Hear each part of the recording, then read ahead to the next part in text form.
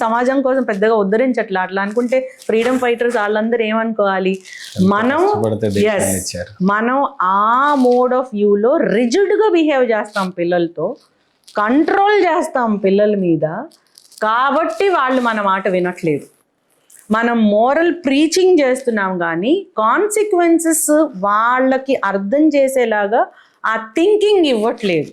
Result వాళ్ళ చేతే ఆ వాల్యూస్ని డిరైవ్ చేసేలాగా లైవ్ ఎగ్జాంపుల్స్ చెప్పడం.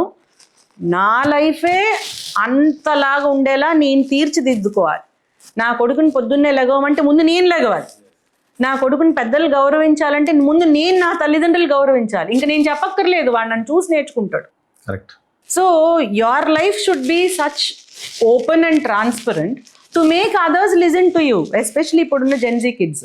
కాంప్లిమెంట్ ఏంటంటే మేడం, మీకు నార్మల్గా ఇంటర్వ్యూస్ ఇవ్వటం మానేశాను, లేకపోతే ఎందుకు ఈ సపోర్ట్ సోషల్ రెస్పాన్సిబిలిటీస్ ఎందుకు అని మాట్లాడుతుంటేనే గూస్ బంప్స్ వస్తున్నాయి. ఎందుకంటే సొసైటీలో చాలా నిస్పృహ ఉంది మేడం. ఎస్పెషల్లీ యంగ్స్టర్స్ మీద పేరెంట్స్ ప్రెషర్ ఉంది, కానీ మీరు చెప్తున్నట్టుగా వాళ్ళ పక్షాన నిలబడి వాళ్ళ మైండ్ సెట్తో మాట్లాడగలిగే పేరెంట్స్ వాళ్ళ అర్థం చేసుకునే విధంగా ఇది ఉపయోగపడే విధంగా మీరు చెప్పారు. అది చాలా బాగా అనిపించింది మేడం. నెక్స్ట్, ఇది పేరెంట్స్ పాయింట్ ఆఫ్ వ్యూలో, డిపార్ట్మెంట్ పాయింట్ ఆఫ్ వ్యూలో మేడం, డ్రగ్స్కి అడిక్ట్ అవ్వటం అనేది చాలామంది రిహాబిల్ సెంటర్లో చూస్తే, రీసెంట్గా నేను చూశాను కాబట్టి అది ఎందుకో ఆగలేక అడగాలనిపించింది ఆవేదనతో. ఆ పేరెంట్కే తెలుస్తుంది. అంటే అన్ని సంవత్సరాలు పెంచుతాడు, 18 సంవత్సరాల వరకు చాలా బాగుంటాడు అబ్బాయి, సడన్గా డ్రగ్ అడిక్ట్ అవుతాడు. లేకపోతే రిహాబిల్ సెంటర్స్లో పేరెంట్స్ ఏదో జైల్లో వేసి కెమెరాలో డైలీ నైట్ చూస్తూ ఏడ్చే పేరెంట్స్ అలా ఉంటారు. ఇలాంటి వాళ్ళకి మీరు ఇచ్చే సలహా? ప్రతి క్రైమ్ అంటే డ్రగ్స్ తీసుకోవడం క్రైమే, కానీ నేను ఆ క్రైమ్ పాయింట్ ఆఫ్ వ్యూలో కూడా చెప్పట్లేదు. ప్రతిదీ ఒక ఇన్విజిబుల్ లైన్ క్రాస్ చేయడం వల్ల జరుగుతుంది. No criminal is born criminal. He has crossed one invisible line somewhere. Number 1. Number 2, one choice will change your life అనేది ఎవరు చెప్పలేదేమో. డ్రగ్ అడిక్షన్ అనేది ఇప్పుడు ఒక పెద్ద problem for this Gen Z kids. Fun తోటి మొదలవుతుంది. Number 1, let us experience it, let us know what it is.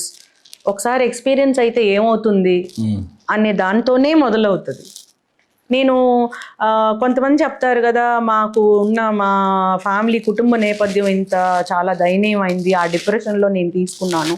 అవన్నీ సినిమా స్టోరీలు. డిప్రెషన్లో డ్రగ్స్ తీసుకోవాల్సిన అవసరం లేదు. డ్రగ్స్ తీసుకుంటే డిప్రెషన్కి వస్తారు, డ్రగ్స్ తీసుకుంటే సూసైడల్ టెండెన్సీస్ వస్తాయి, డ్రగ్స్ తీసుకుంటే it has its effect on your physical as well as mental condition. So నేను నాకున్న సామాజిక ఆర్థిక పరిస్థితుల వల్ల, నాకున్న ఫ్యామిలీ నేపథ్యం వల్ల నేను ఆ డిప్రెషన్లోంచి బయటకు రావడానికి నేను తీసుకున్నాను అంటారు. That is absolutely wrong. It is only to defend themselves. They are doing, they are doing. It is all ఒక ఎక్స్పీరియన్స్. అదేంటో చూడాలి, ఆ ఫన్ అనేది చూడాలి. అందరూ చేస్తున్నారు కదా, నేను కూడా తీసుకుంటే తప్పేంటి? ఒక ఇన్విజిబుల్ లైన్, మనకి ఆ బార్డర్ ఉంటుంది కదా, ఆ బౌండరీ, దాన్ని క్రాస్ అవ్వడానికి మనిషి ఎప్పుడు కూడా నెగటివిటీస్ టేస్ట్ చేయడానికే ఉత్సాహం ఉంటుంది. పాజిటివ్ దానికి ఉత్సాహం ఉండదు. చదవడానికి ముందు తొందరగా వెళ్దాం, సినిమా చూడటానికి వెళ్తాం. ఎందుకు? అది మనకి క్షణికానందాన్ని ఇస్తుంది, లాంగ్ టర్మ్ రిజల్ట్ని ఇవ్వదు. ఈ డ్రగ్స్ ఆ క్షణికానందాని కోసం పిల్లలు దానికి బలైపోతున్నారు. మీ కెరియర్లో ఎప్పుడైనా అలాంటి కేసు మీ దగ్గరికి రావటం? చాలా చూసామండి. We have seen many cases. NTR police కమిషనరేట్లో కూడా we have done so many works against drugs. ఇప్పుడు మనకి పోలీస్ శాఖ ఇప్పుడు ఈగల్ అని ఒక సెపరేట్ వింగ్ పెట్టింది గాంజాకి వ్యతిరేకంగా. We are proudly telling that our state is 0 ganja cultivation state అని చెప్తున్నాము. టైంలో చాలా ప్రాపగండా కూడా వచ్చింది స్టేట్ పైన, గాంజా కల్టివేషన్ ఉంది అని. ఇప్పుడు కల్టివేషన్ జీరో. ఇప్పుడు మా గోల్ ఏంటంటే డిమాండ్ తగ్గించాలి. నెంబర్ 1 డిమాండ్ తగ్గించాలి, సప్లై చైన్ బ్రేక్ చేయాలి. తర్వాత ఈ సప్లై చేసే వాళ్ళ ఫార్వర్డ్ లింకేజ్, బ్యాక్వర్డ్ లింకేజ్, అసలు ఇది ఎక్కడి నుంచి వెళ్తుంది, ఎక్కడికి రీచ్ అవ్వాలి, ఎక్కడి నుంచి వచ్చింది అనే లింకేజెస్ ఎస్టాబ్లిష్ చేయాలి. ఎకనామిక్ ఇన్వెస్టిగేషన్, ఈ ఆస్పెక్ట్స్ మీద ఎక్కువ ఉంది. సింపుల్గా చెప్పాలి అంటే డిమాండ్ తగ్గించాలి. సప్లై బ్రేక్ ఎంత ఇంపార్టెంటో డిమాండ్ తగ్గించడం కూడా అంతే ఇంపార్టెంట్. బికాస్ సప్లై ఉంటే డిమాండ్ ఆటోమేటిక్గా ఉంటుంది అని అనుకుంటాం. డిమాండ్ తగ్గిస్తే సప్లై ఉన్నా కూడా దీన్ని బ్రేక్ చేయొచ్చు అని అనుకుంటాం. Because always demand seeks supply, supply seeks demand. Both. At any cost they do it. అది.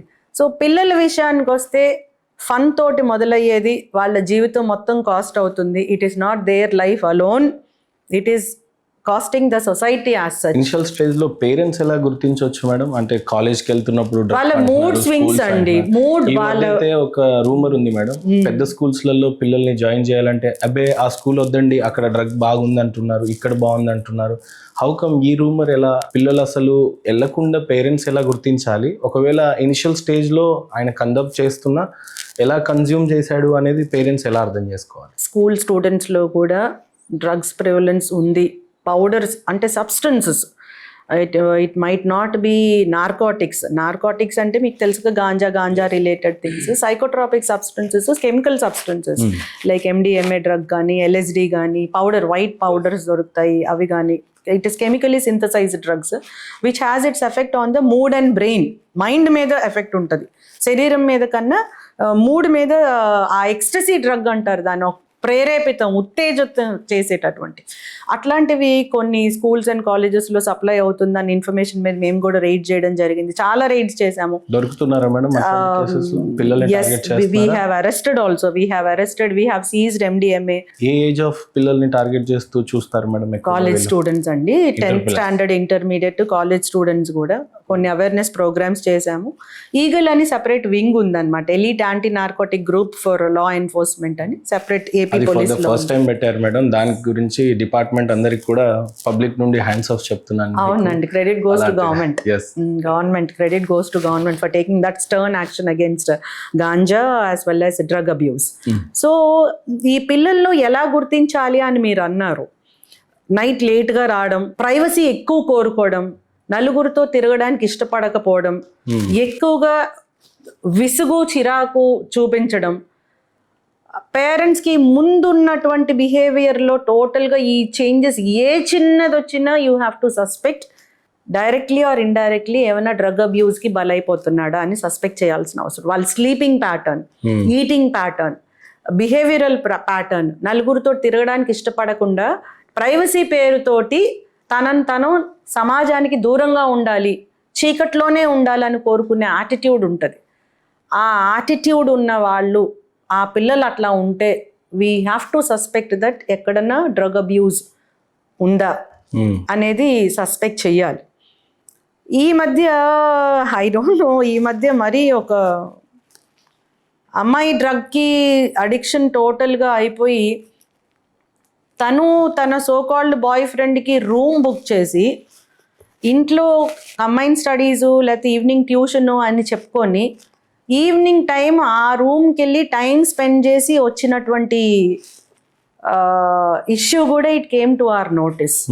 Silently we have counseled everyone, whatever we have to do we have done.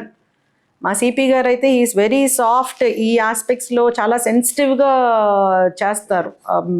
సొసైటీకి పట్ల చాలా రెస్పాన్సిబిలిటీ ఉంటుంది. ఒక పక్కన టెక్ సావీ ఉంటారు, ఒక పక్కన వెరీ రెస్పాన్సిబుల్ టువర్డ్స్ సొసైటీ ఉంటారు. So under his leadership we have taken so many cases like this. MDMA drugs ఒక చైన్ బ్రేక్ చేయడం జరిగింది with task force, NTR commissionerate task ఫోర్స్లో. అప్పుడు ఆ ఇన్వెస్టిగేషన్లో వీ గాట్ ఆల్ దీస్ అన్నమాట. ఏవే స్టూడెంట్స్కి వెళ్తున్నాయి, ఆ స్టూడెంట్స్ నేపథ్యం ఏంటి, వాళ్ళ సోషల్ బ్యాక్గ్రౌండ్ ఏంటి, వాళ్ళు ఎక్కడ చదువుతున్నారు, ఆ ఎడ్యుకేషనల్ బ్యాక్గ్రౌండ్ ఏంటి అంటే ఒక కేసు నన్ను బాగా కదిలిచ్చేసింది అనమాట. She has booked room for her boy friend without, ఎవరికి తెలియదు అది.